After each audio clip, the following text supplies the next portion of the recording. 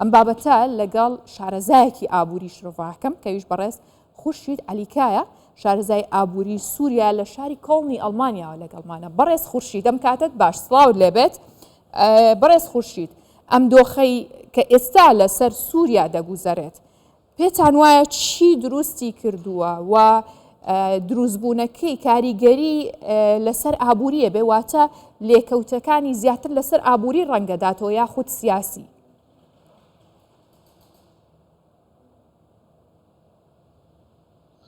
بەڵێ سپاس بڕاستی ئەف تشتێ لە حەلەبێ چێبوو ئۆپۆزیسیۆنا سووری دەمک مەزن و ملەتێ سووری تەڤایی دخوازە گە چارەسەریک سیاسی ji rewşa Sûrî re çê bibe li gor qerara Cinêfê a 2254 û rejîma Sûrî ti carî xwenet da ber çareserîk siyasî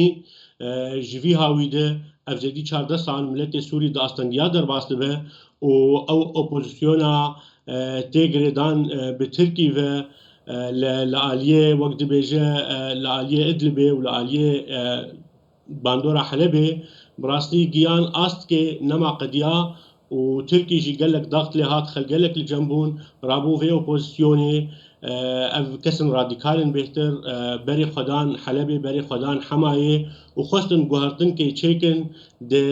di warê siyasî de Sûrî de gikaribin çareserîk siyasî di dema bê de bêdîtin ji ber ev 14 sal xelk li Tirkî ne di Konadê ne ya li Idlibê ne ya li Cîndê ne rewşa wana zehmet e ji ber wilo xelk bûn bêhêvî û vakete ebê hanê ev ê bêhtir wek dibe alîkariya xweştekî bistînin berê xwedan Helebê û berê xwedan Hemayê û gavek mezin avêtin destê xwedanîn ser Hemayê ji ber Hema wek dibe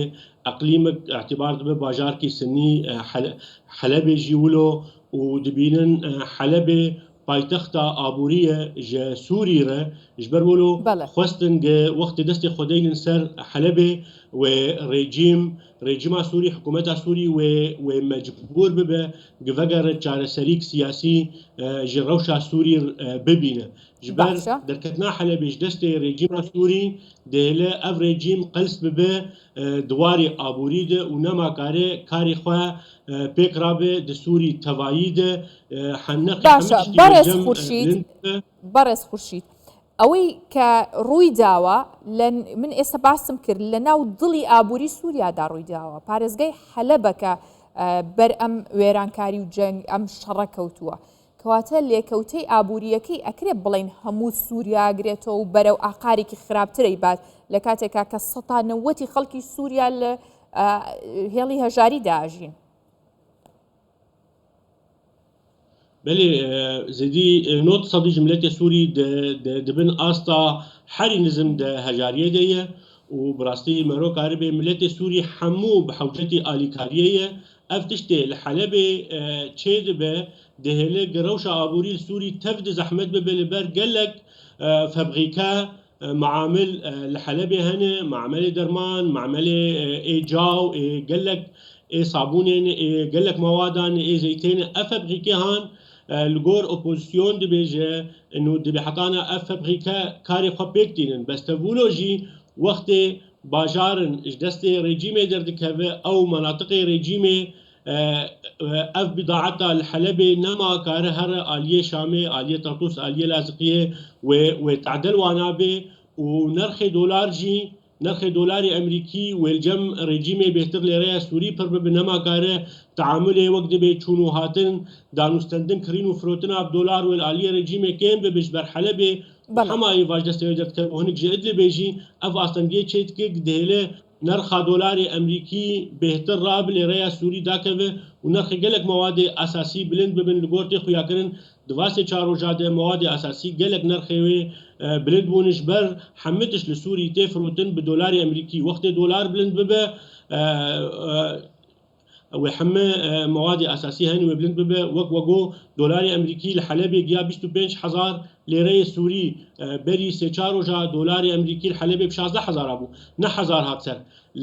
لە حەمایە دۆلاری ئەمریکی گیا 20,000 لێرەیە سووری حتا لە ڕۆژاواژی لە قامشتواناژی دۆلاری ئەمریکی زێدی 700 لێرەیە سووری هات سەر گیا 16,300 لێرەیە سووری بەڕێز خورشید ئەمە جگە لەوەی کە بەهای لیرەی سووری چەند ناجێگیر بوو و خراپ دارماوشکاوە و لە پارێزگایك بۆ پارێزگایك تر فەرقی هەیە بەڕێستان لە